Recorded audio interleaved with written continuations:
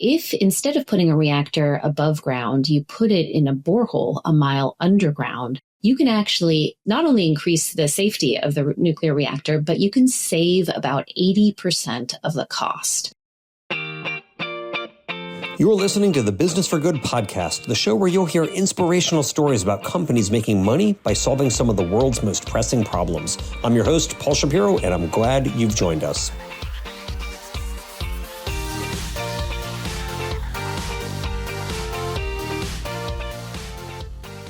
Hello, friend, and welcome to episode 181 of the Business for Good podcast.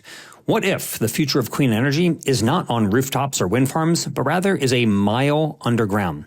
In our recent episode, 177 to be exact, we talked about the book Rad Future and its claim that nuclear electricity is the cleanest and greenest major energy source available to humanity. And in this episode, we're talking with one of the entrepreneurs seeking to make nuclear energy production far easier to get started. This episode's guest is Liz Muller, CEO of Deep Fission, an innovative nuclear energy startup seeking to dramatically slash the cost and hassle of creating electricity from atomic fission. Want a preview of my three main takeaways from the conversation?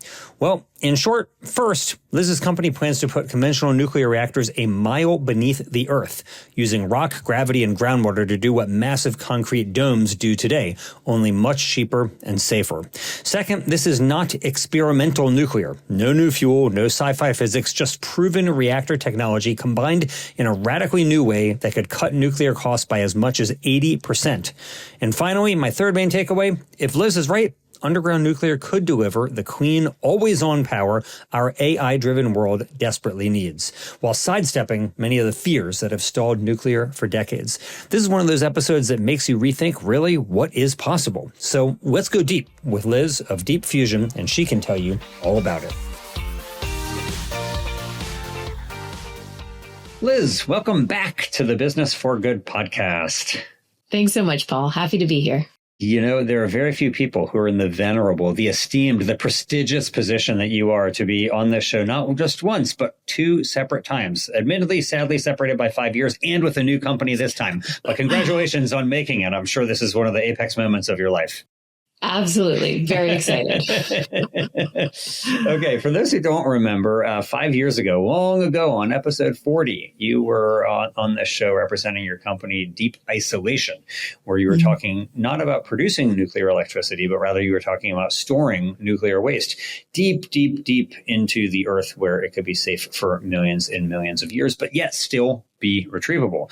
Now, before we get into your new company, you're still going deep. You're no longer at Deep Isolation. Now you're in Deep Fission. I'm noticing the trend here. But before we get into that, how is Deep Isolation doing? You're still the chair of the board. So what's going on there? Yeah, Deep Isolation is doing amazing work. So is finally working on the end-to-end demonstration that I think we might have mentioned even 5 years ago back when I was on the podcast before. So this is something that our customers have been saying they really want to see. So not just paperwork showing that we can do this, but let's actually do a demonstration of how precisely we would dispose of nuclear waste. And Deep Isolation is doing that now. So it's really a very exciting moment. Wow, amazing. I remember we were talking about your desire to change federal law relating to what private corporations can do with nuclear waste. Has anything changed in the last 5 years on that, or are we still where we were back then, where no private corporation is allowed to permanently dispose of nuclear waste? That is still the case in the United States. So Deep Isolation is also doing lots of work in Europe and internationally where there aren't the same barriers that we have here. But no, in the United States, we still need that law to change. So hopefully that'll come soon. Yes, hopefully. But if the waste is retrievable, is it permanently disposed of? That's right. So you don't have to call it disposal. You could put it in temporary storage, and temporary storage is allowed under existing regulation, under existing law. So that is a possible workaround. Okay. Interesting. All right. Well, for those who maybe don't remember the episode from 5 years ago, surely go back and listen to episode 40. It's a good one. But let's move on to chat not about Deep Isolation, but about Deep Fission, because you're not just storing nuclear waste now, although I presume if Deep Fission starts producing, that's who you will store with. But you are now looking to actually produce nuclear energy, but you don't want to do it in the surface of the earth where everybody else does it. You want to do it deep, deep down in the earth. Why? What's the benefit? Yeah, this was a surprise. And it came about through some work we were doing with deep isolation. But the discovery that we made is that if instead of putting a reactor above ground, you put it in a borehole a mile underground, you can actually not only increase the safety of the nuclear reactor, but you can save about 80% of the cost. And the reason for this is that a nuclear reactor core is actually not that difficult to build. It's not that expensive. The reason that nuclear power is so expensive is it's all the systems around that core. So it's the containment systems, the containment dome, the cement, the steel. It's the pressurizer. It's the reactor vessel that has to be really big and expensive in order to withstand that pressure. And then it's all the cooling systems to make sure that it doesn't overheat. And those altogether are about 80 to 92% of the cost of nuclear power. And those are things that you get for free if you're in a borehole a mile underground. So you have the containment. You're surrounded by billions of tons of rock. You don't need to build containment. It's built in as part of being in a borehole. You also don't have to build the pressure. You don't need a pressurizer because if you're in a borehole a mile underground, surrounded by water above you, that gives you 160 atmospheres of pressure, which is just what you would want for a conventional pressurized water reactor. And of course, that same water is also a cooling system, emergency core cooling system if you need it. So really, the bulk of the construction of nuclear power is taken away if you do it in a borehole a mile underground. The way that you describe it sounds very lucrative, very attractive. Why had nobody thought of this? Are you the first person to think about putting pressurized water reactors a mile underground, or are you just the first person to be trying to do it? Yeah, I think we're the first to really have conceived of the way that you could use geology and the features of gravity to do this a mile underground. So there had been concepts of doing slightly underground nuclear reactors, particularly using advantage of the Earth for containment. But using that depth for pressure as well as for emergency core cooling system is really completely new. And not only were we the first to have thought about it, we now have pending patents on it as well. So we feel really excited about the scientific breakthrough. Very cool. So are those patents relating to something to the reactor, or is it to the drilling technique to create a borehole that goes down a mile? It sounds like a long way. I don't know how long people generally drill into the ground, but nor do I know how wide this borehole is, but sounds like a tough thing to do. Yeah, the patents are really related to the combination of technologies. So one of the things that's so great about this is we can leverage existing nuclear technology, pressurized water reactor technology. So we're not inventing a new type of reactor. We can use existing fuel that's readily available today, together with drilling technology that is also readily available today. So we know how to drill down a mile. Our holes are larger than many conventional oil and gas wells, but we expect to be able to use conventional technology. And then also leveraging geothermal technology in terms of how do you get the heat that we generate at the bottom of the borehole to the surface. So even though it's brand new and we've got the patents on how do we combine these three technologies, we're able to leverage three different but mature technologies, which is one of the reasons we think our time to market is going to be so fast.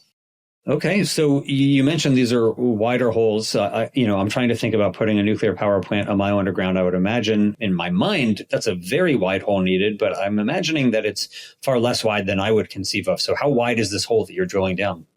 Yeah, so it'll be between 30 and 50 inches in diameter, depending on how much fuel we put at the bottom.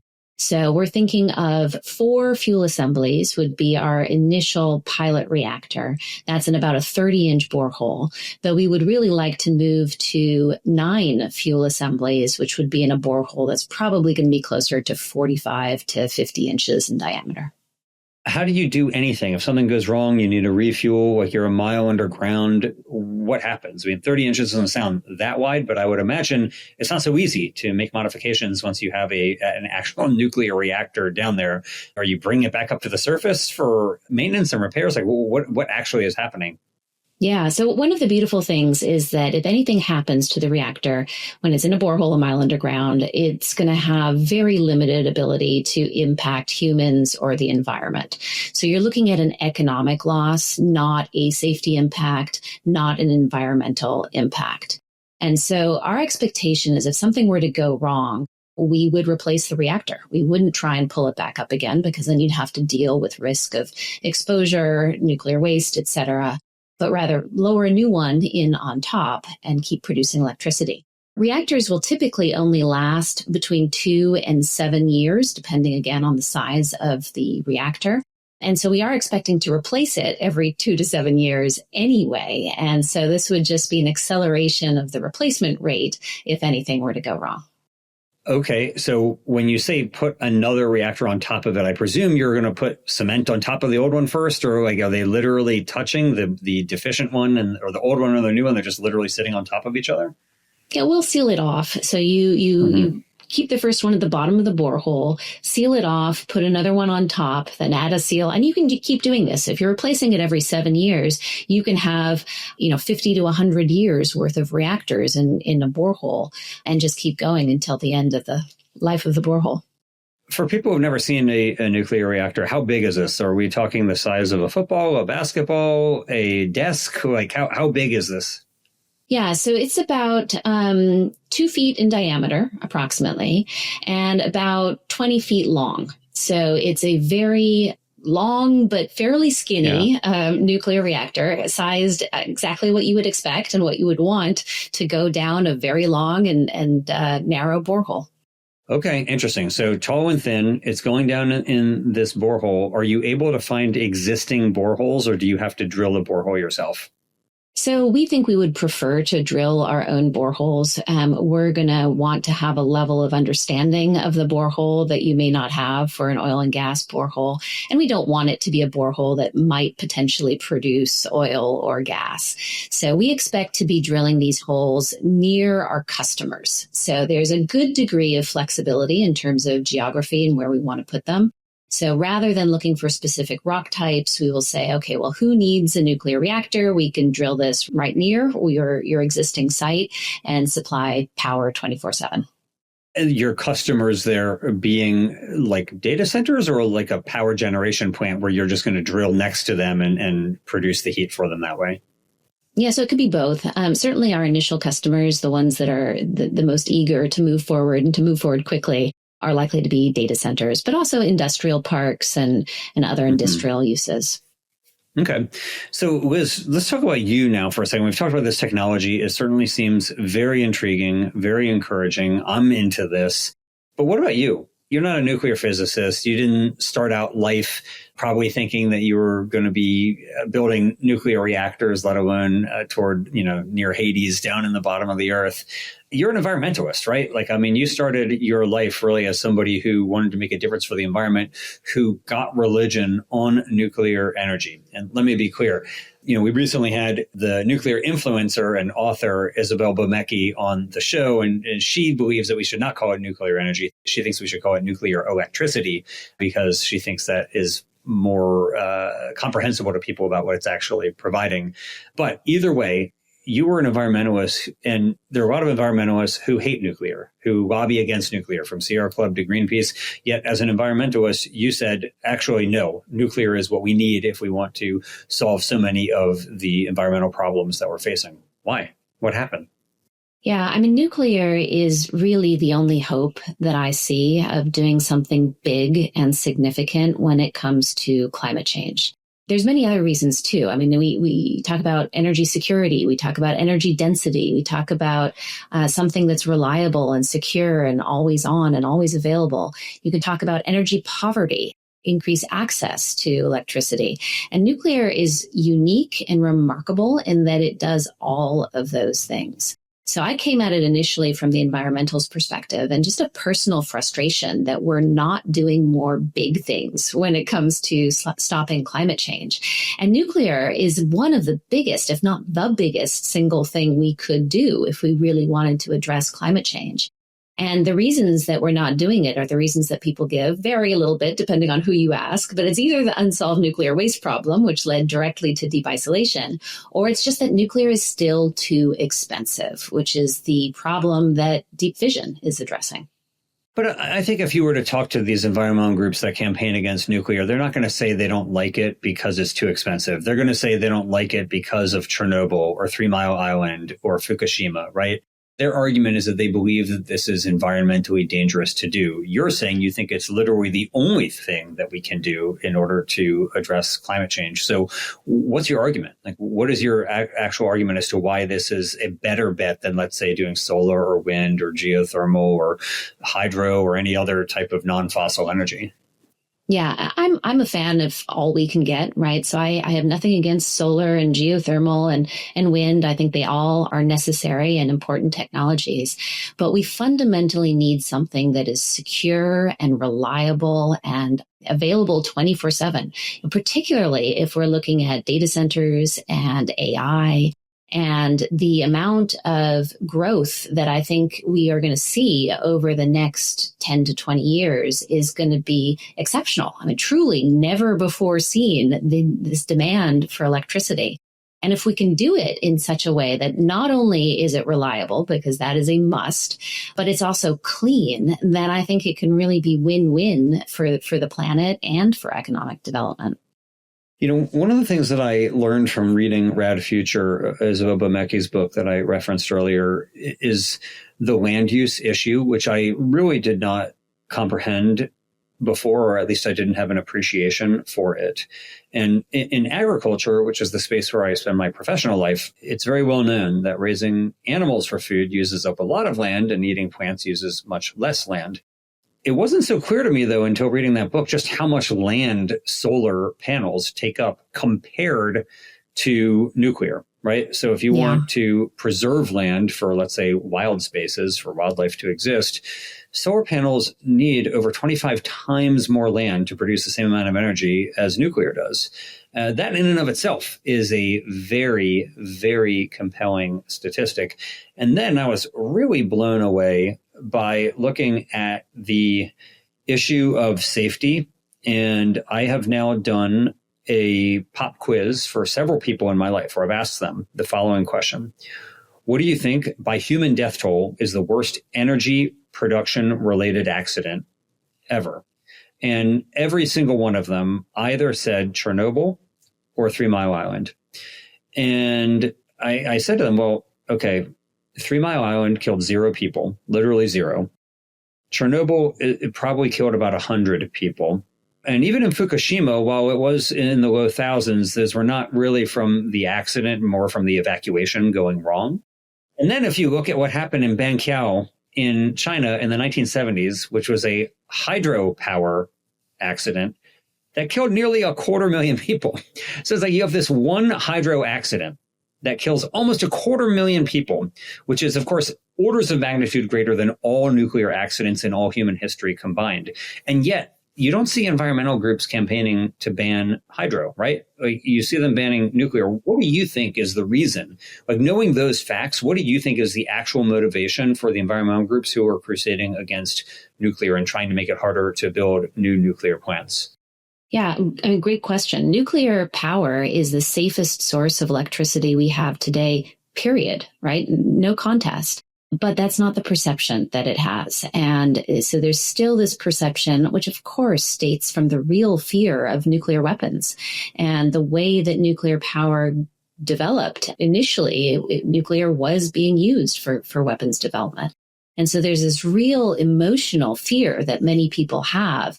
It's not a logical argument. It's a visceral, emotional reaction when people think about nuclear power, which I think is generational. I think it's certainly in older generations who had more to experience with bomb drills, and the fear of nuclear weapons was tremendous for a certain generation. Whereas I think younger generations are more fearful around climate change and environmental risks than they are around nuclear weapons. So we are seeing a shift. Nuclear is the safest source of electricity we have, but that doesn't matter when your response is emotional rather than logical.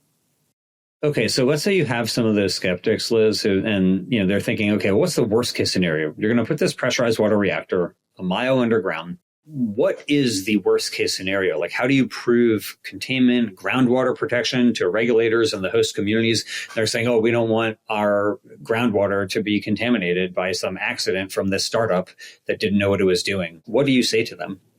Yeah, I mean, the beauty of it is that nobody's going to have to believe us, right? We're going to have to make the case to the Department of Energy and then to the Nuclear Regulatory Commission that this is safe.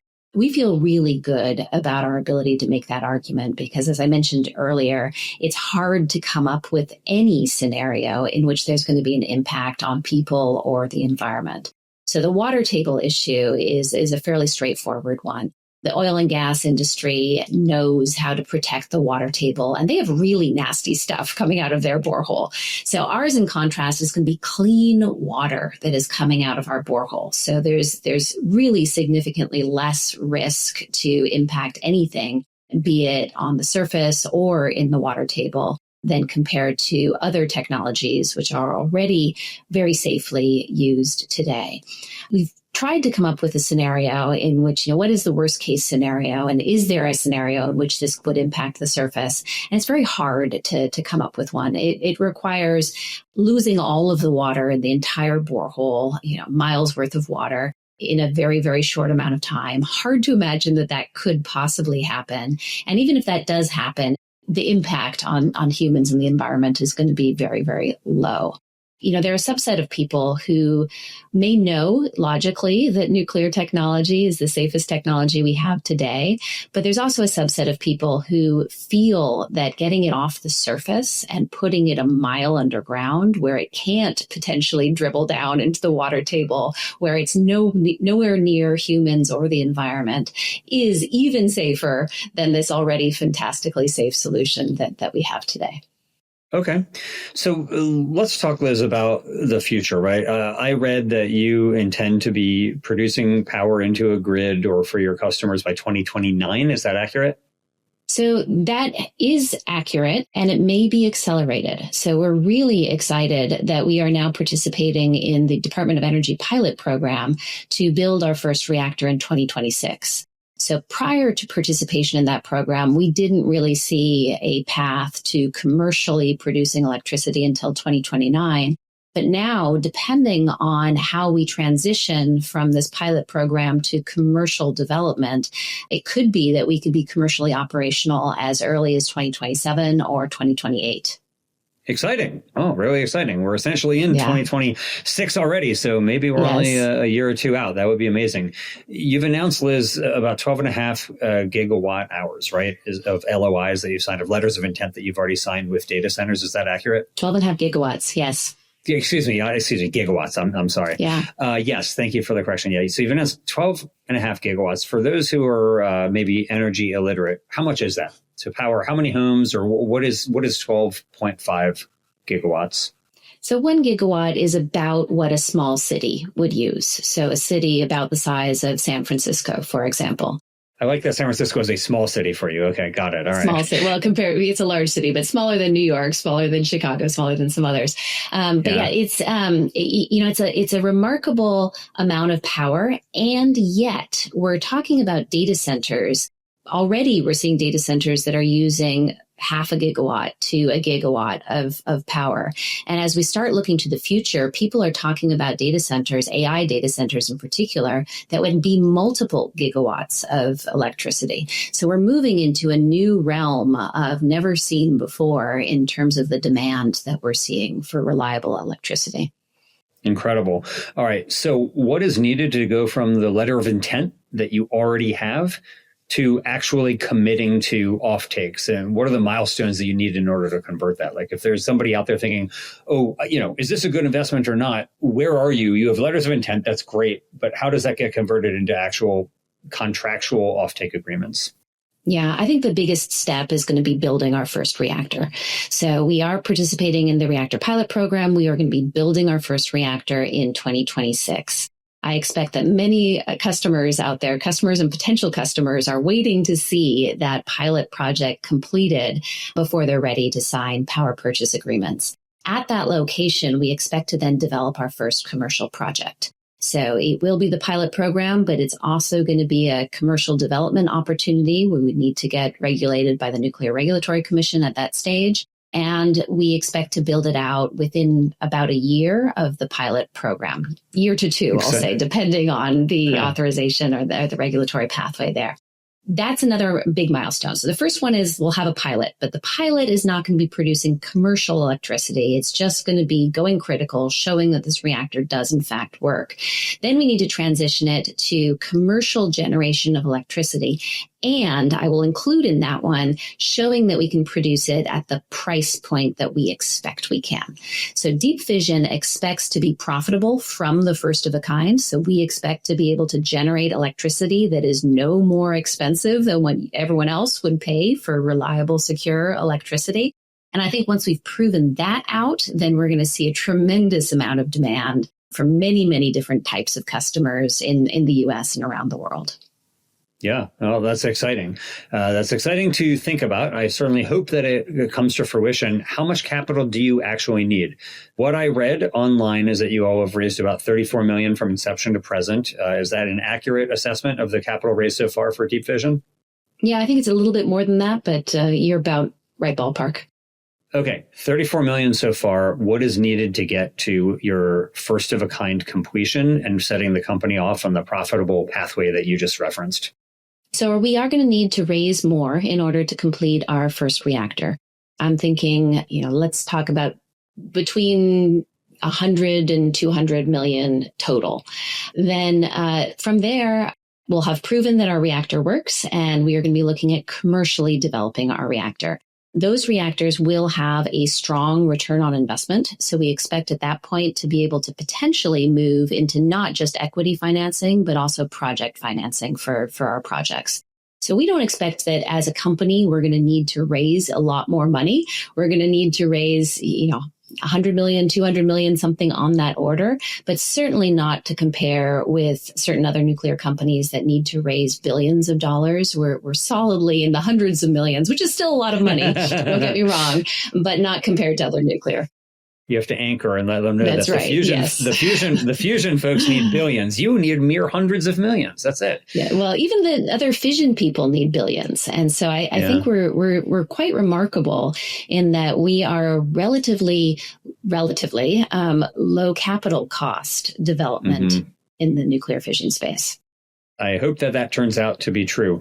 Speaking of the funding, Liz, in September of 2025, you all completed a $30 million financing via private placement in connection with a reverse merger to become public. What happened and how's it going so far? You've gone down a route that, most startups remain private. They take venture capital equity investment. Maybe they get grants from the government like you're talking about. But what did you guys do in September? Yeah. So this was, as you said, it was a reverse merger, alternative public offering, which is part of a go public transaction. So we did this in large part because of the excitement and the momentum that we are feeling in the nuclear space right now.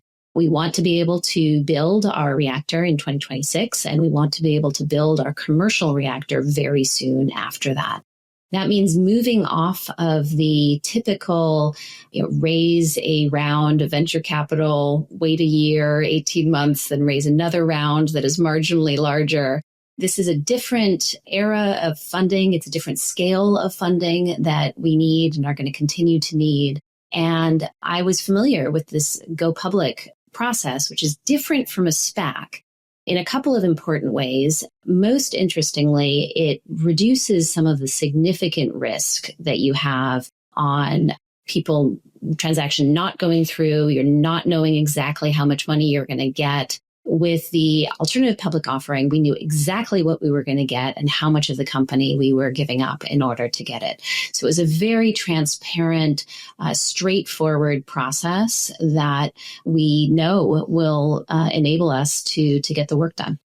How interesting. Well, we'll link to more in the show notes for this episode at businessforgoodpodcast.com about these types of alternative public offerings. It certainly was new to me, and I'm grateful to get a brief education from you about it, Liz. Now, you've been the CEO of Deep Isolation. Now you're the CEO of Deep Fission. You've done a lot in your life so far. If you, though, look around and you see any white spaces in the area, places where you wish somebody else would start a company, either in nuclear or frankly anywhere else that you think is important, what would you recommend? If there's somebody listening right now thinking, oh, wow, I really admire Liz and what she's accomplished, and I would like to do something cool as well, what do you think they should do? Well, if I could give a big, hairy, audacious goal, I think our grid is really, really messed up. And it's not one for the faint of heart, right? Tackling a problem like the reliability and the way our entire grid is run and managed and operated is a big, big challenge. But I think it's something that we desperately need.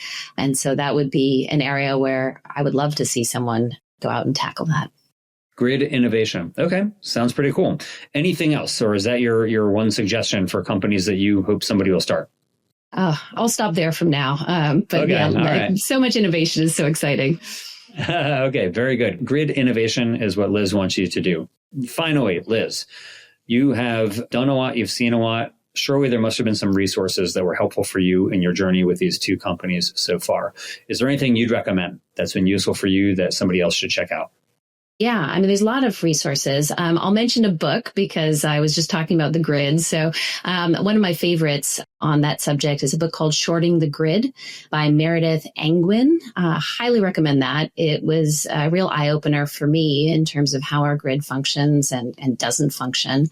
But I listen to podcasts a lot. So I listened to yours and I really enjoyed the episode with Isabel.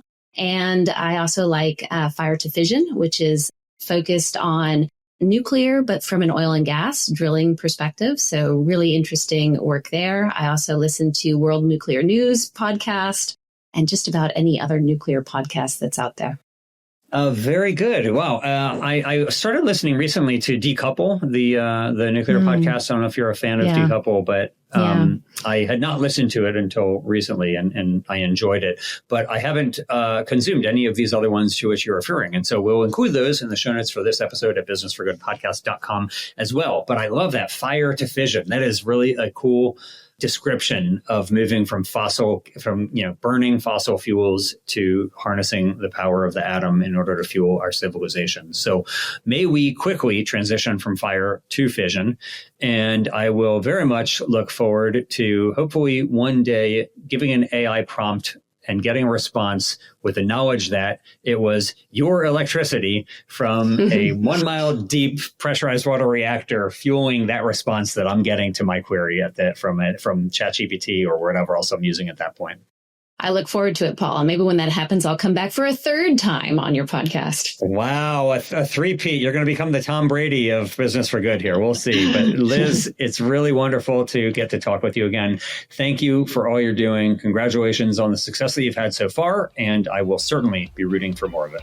Thank you so much, Paul. Appreciate it. Thanks for listening. I hope you found it useful, and if you did, please let the world know. Leave the show a 5-star rating on your favorite podcast app and share the episode with your friends. Who knows? Maybe you'll inspire one of them to be in the business of doing good themselves.